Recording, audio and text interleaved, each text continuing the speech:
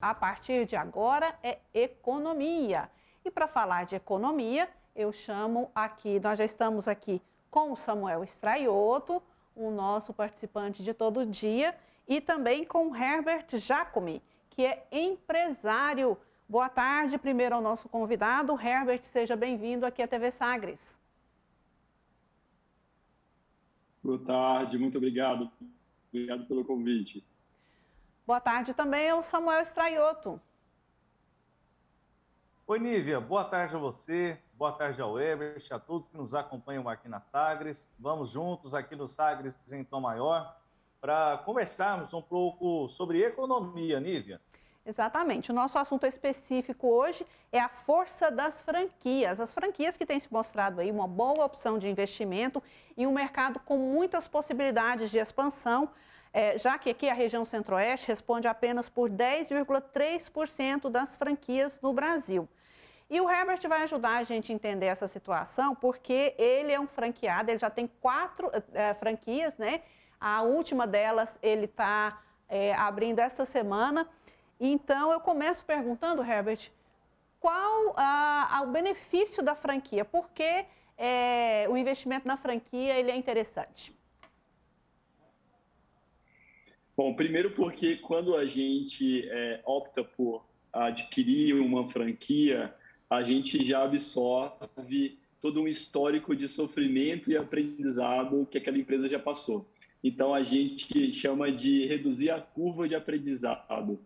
Quando a gente compra uma franquia, a gente não precisa passar por aquele período de aprendizado, de desenvolvimento, conhecimento, mapeamento de processo, e a gente passa a ultrapassar essa barreira. E uma vez que a gente ultrapassa essa barreira da curva do conhecimento, a gente passa a ganhar tempo ao fazer o investimento, contratando ou adquirindo uma franquia, porque os processos já são devidamente mapeados, a empresa, a franqueadora, ela já passou por todos os cenários econômicos de desafios, então ela já teve uma curva de aprendizado muito acentuada. E aí, com isso, a gente minimiza os riscos de nós fazermos um investimento, onde o retorno a gente consegue ter uma visibilidade muito mais assertiva e segura. Embora a franquia, para que todos tenham essa ciência, não é um investimento que eu digo que é uma renda passiva. Eu não simplesmente invisto em franquia e essa franquia vai me gerar dividendos mês a mês. Não. Franquia, você tem que ter atuação, você tem que ter ativação, você tem que ter acompanhamento dos seus negócios e do seu negócio, acompanhando time, processo, aprimoramento de meta, para que realmente uma franquia que você adquira consiga te entregar os resultados que você deseja. Samuel? Herbert, e quanto à questão do ambiente neste instante, não é? A gente está aí no momento de pandemia, nós temos ainda uma série de incertezas, né, não só por conta do ponto de vista sanitário, mas também na economia. Para o mercado de franquias, o que pode indicar nesta retomada da atividade econômica? Samuel, em razão da redução na taxa Selic, onde algumas aplicações financeiras ela não está tendo um retorno como era há 2 anos atrás, muitos investidores estão tirando o seu dinheiro onde fazia essas aplicações financeiras e está investindo em novos business, novos negócios, para que aquilo se torne um negócio mais rentável. Então, embora nós estejamos passando por um momento muito delicado de pandemia, de incertezas e instabilidades econômicas, mas o investidor ele tem dinheiro guardado e ele está buscando, através de franquia, aplicar esse recurso que ele tem, onde ele consiga ter um retorno ali mais seguro. Então, embora, sim, o cenário, eu concordo, é realmente isso que a gente está passando, mas é aquela velha história, né? Se a gente tem um recurso parado onde a gente não consiga aplicar e aplicar bem, aquele recurso não vai se multiplicar. E é o que eu sempre digo, cada moedinha que você tem que falar o seguinte: moedinha, eu quero que você vá para determinado lugar, mas que você volte com 2 moedinhas. Então, a gente precisa multiplicar. E para multiplicar, a gente não pode guardar, porque guardar não se multiplica. E a franquia se torna uma dessas opções. Reforçando aquilo que eu disse, Samuel, a franquia não é uma renda passiva, onde a gente aplica o dinheiro e tchau, pronto, eu vou ter ali o meu retorno financeiro mês a mês. Requer muito dedicação de tempo, requer muito conhecimento, você tem que também acertar no seu negócio, não adianta falar assim, eu quero comprar uma franquia de hamburgueria. Pô, mas hamburgueria na sua região é uma região que foi feito um estudo geográfico, um estudo macroeconômico daquela região para poder absorver aquela hamburgueria que você queira contratar. Então, não é você sair atirando, comprando, eu quero franquia uma do... Não, peraí, você tem que fazer um estudo de mercado, você tem que saber se aquilo vai enquadrar naquela região que você vai oferecer aquele produto, aquele serviço. Você tem que ver como é que está a curva de crescimento daquele tipo de negócio. Então, embora sim a situação esteja muito delicada, mas existem muitos investidores, existem muitas pessoas que hoje possuem recursos e elas estão dispostas a investir esses recursos em novos negócios. Herbert, então a franquia ela é para alguém que já tem algum dinheiro guardado para investir. Ela não é o tipo de negócio que a pessoa começa do nada, começa com um pouquinho. Não, a franquia é para quem tem já algum dinheiro guardado para investir. Sim, sem dúvida. Não existe um segredo perfeito de sucesso. Embora existam franquias onde os resultados são muito satisfatórios, mas o franqueado ele não pode se achar que ele vai pegar 30, 50, 100, 500 mil, R$1 milhão e ele vai aplicar aquele recurso e... Alô, acho que ele falhou um pouquinho. Pode continuar, nós perdemos sua imagem, mas estamos com seu áudio. Agora caiu tudo. Então, Samuel, você está conosco? A gente ainda continua, Nívia, aqui conversando então, né? Sim. Enquanto a gente procura restabelecer a comunicação com o Herbert, mas há alguns aspectos aí interessantes que ele destacou do ponto de vista econômico neste instante em que a gente sai, né, Nívia, ainda da pandemia, da Covid-19, tem muitos aspectos, mas, como você questionou ele aqui, para quem tem um recurso, dinheiro acaba gerando dinheiro, não é? Então você tem uma oportunidade de movimentar. Se você deixa o recurso parado, se você tem um recurso disponível, ele fica parado, aí não fica legal, né? Você corre um risco de ter uma desvalorização do recurso que você tem e você pode deixar de ter uma oportunidade. Então, ao você investir numa franquia, você pode ter um retorno, é um nicho de mercado interessante. Nívia, antes da pandemia da Covid-19, o mercado de franquias, ele apresentava uma alta no Brasil, era um mercado muito consistente. Então, agora, passado esse período da pandemia, o que vai precisar? A gente vai precisar, neste instante, analisar como vai ser a retomada, se vai ter uma aceleração no ritmo da abertura de novas franquias, como estava sendo antes do período da pandemia da Covid-19, Nívia. Exatamente. Acho que nós conseguimos restabelecer o contato com o Herbert. A gente volta a conversar, então, com o Herbert Giacomi, que é empresário. Ele é empresário de vários ramos. Ele tem 4 franquias em ramos diferentes, né? E ele fala para a gente, ele dá dicas de como empreender com a franquia, quais são os benefícios, quais são os riscos. E a gente volta, então, retoma o contato com o empresário Herbert Giacomi. Herbert, você estava respondendo sobre o valor a ser investido numa franquia. Vamos retomar seu pensamento, então, antes, né, que você estava desenvolvendo antes da internet cair? Vamos sim, pessoal. Peço perdão aí pela conexão, tá? Tranquilo, então, como você havia tem perguntado... Que bom que entendem. A gente imagina que quando a gente compra uma franquia, a gente não precisa de recurso ou que precisa de um recurso mínimo simplesmente para comprar, pagar aquela taxa de franquia e que vai dar tudo certo. E não é bem assim.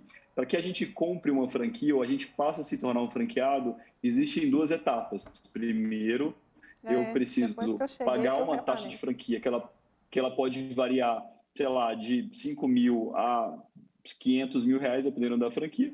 E aí, para que depois que ultrapassa essa fase de pagamento da taxa de franquia, vai entrar o processo de aplicação de recurso. Dependendo do business, eu vou ter que preparar um ambiente, eu vou ter que alocar o imóvel, eu vou ter que preparar aquele imóvel para receber os meus clientes, seja para oferecer um produto ou um serviço.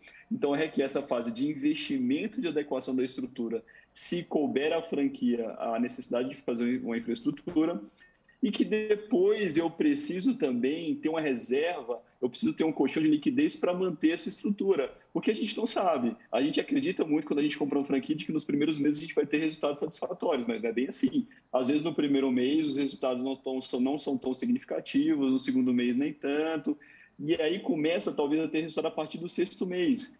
E aí, até que chegue esse sexto mês, você precisa ter fôlego para poder bancar aquela operação. Então, a gente precisa de ter recurso para bancar o capital de giro, eu preciso de ter recurso para que aquela minha estrutura ela sobreviva nesses primeiros meses de operação. Ah, mas é uma franquia, a franquia não já está tudo pronto? Não, uma franquia é uma receita de bolo, mas uma receita de bolo, uma receita de pão, a gente tem que adequar ao seu ambiente. A gente sabe que uma receita de pão que é feita em uma região fria não é a mesma receita que eu vou usar para uma região quente. A região quente eu tenho uma variação de temperatura, de umidade que pode alterar a minha receita. Então, a franquia é do mesmo jeito, embora a gente saiba que existem processos muito bem definidos, precisa sim a reserva para que a gente banque o investimento e para que também a gente banque aí eventuais surpresas de um faturamento que não atingiu aquilo que você esperava, até fazer o seu negócio realmente rentabilizar e ultrapassar essa barreira ali do que a gente chama de break-even point, que é chegar no ponto de equilíbrio, até para que efetivamente você já tenha um payback daquele investimento e você passa realmente a ter o retorno daquele capital que você investiu. Samuel? Herbert, na adaptação, né, que você citava na resposta aqui à Nívia, como, além do componente financeiro, né, a partir aqui da sua explicação, a gente pensando na identidade de negócios. Por exemplo, eu sendo um franqueado seu, você tem a sua identidade, a franquia já tem uma marca, já tem uma história, já carrega um valor. Eu, enquanto pessoa, também tenho uma marca, tenho um valor.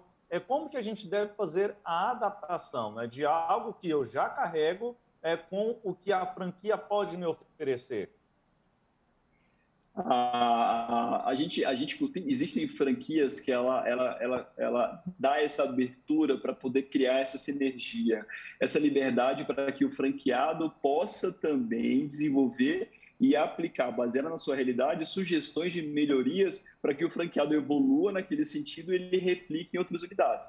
Então, embora existam identidades diferentes, o franqueado ele não te impõe regras. Fala, ó, Samuel, você tem que fazer dessa forma e pronto, acabou, isso é cláusula pétrea, isso não se muda. Não é bem assim. Existem alternativas de que a gente avalia o processo. Olha, para a minha região, esse período aqui não é tão legal como é em Curitiba para a minha clínica de estética. Então, eu sugiro que a gente faça promoções diferentes ou ações diferentes. Então, essa conexão e essa entrega de informação entre franqueado e o franqueador, ela existe. Então, a gente costuma dizer o seguinte, que eu não posso simplesmente engolir goela abaixo o que o meu franqueado fala, eu tenho que cumprir, não. A gente realmente tem que se conectar e a gente tem que sugerir sugestões de melhoria de processo, para que realmente a gente evolua a franquia que a gente adquiriu.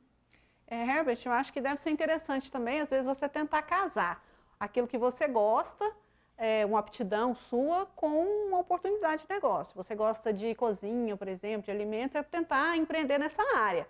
Se você é mais ligado em automobilismo, em carro, essas coisas, você tentar ir por essa área. Eu acho que aí você vai ter mais chance de sucesso, ou não? Isso é bobagem. Eu digo que quando na fase onde você começa a amadurecer o empreendedorismo, a gente tem muito esse mindset. Ó, eu vou começar a empreender no mercado que eu sou prático. Por exemplo, eu sou engenheiro mecatrônico de formação. A minha primeira empresa que eu abri em 2014 é uma empresa de engenharia clínica. Por quê? Eu era engenheiro e eu tinha esse desejo de abrir um negócio no ramo de engenharia porque eu me especializei nisso. Mas, passados esses 4 anos, 5, 6 anos, hoje eu tenho empresas de importação e exportação, que eu não sou especialista em comércio exterior. Hoje eu tenho uma empresa de e-commerce, hoje eu tenho uma franquia de estética, hoje eu tenho uma rede que a gente está ampliando para uma rede de pizzarias, que é alimento que não tem nada a ver. Então, no primeiro momento onde você vira a chave para empreender, você vai muito com essa filosofia, com esse pensamento, com essa crença. Não, vou fazer algo. E que é super importante esse primeiro passo, porque quando a gente faz aquilo que a gente gosta e a gente passa a vivenciar uma realidade diferente dentro do empreendedorismo, aquilo nos motiva mais.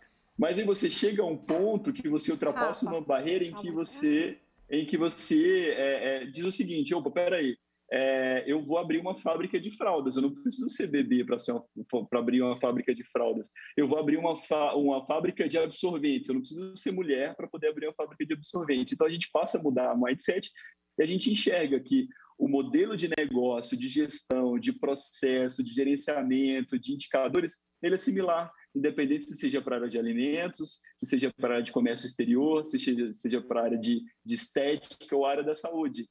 O processo para você chegar no resultado final, ele não muda. Só vai mudar o produto ou serviço, mas a forma que você vai vender, a forma que você vai gerenciar é a mesma coisa. E a gente perde um pouquinho essa vaidade de achar que a gente tem que fazer aquilo que a gente gosta. Quando a gente ultrapassa essa barreira, a gente fala assim, bom, eu quero ir para um mercado crescente, como é hoje os 3 mercados mais ascendentes aí que está tendo hoje no nosso país e que é para os próximos anos, que é saúde, pet e estética. A gente passa a estudar o mercado. Pô, eu vou partir para os mercados mais crescentes. E a gente perde um pouquinho isso de, eu vou fazer aquilo que eu gosto, mas claro que isso é uma etapa. No início a gente sempre vai por esse caminho, é muito bom, mas depois a gente amadurece e vê que a gente não precisa conhecer ou gostar de uma determinada área para que a gente prospere, que a gente tenha bons resultados com os nossos negócios. Samuel, você tem mais alguma questão para o Herbert? Não, Nive, da minha parte aqui, já contemplado, né, com os esclarecimentos e também o leque de oportunidades que o Herbert apontou aqui para a gente, viu? São vários segmentos. Exatamente. Herbert, infelizmente nosso tempo está estourado, nós agradecemos muito a sua participação, a sua contribuição aqui no Sagres em Tom Maior. Está convidado para voltar outras vezes, tá? Muito obrigado, gente. Obrigado pelo convite. Um privilégio estar com vocês e é sempre bom transbordar o que a gente viveu, vivenciou e o que a gente experienciou para as pessoas que queiram empreender no mercado. Sempre contem comigo. Tá certo. Agradecemos também a participação do Samuel Straiotto, sempre afiado aqui, nos ajudando também a entender o cenário econômico aqui do nosso país. Obrigada, Samuel. Até mais. Um abraço, Nívia. Até amanhã. Um abraço a todos que nos acompanham. Obrigado mais uma vez aqui ao Herbert e até uma próxima oportunidade.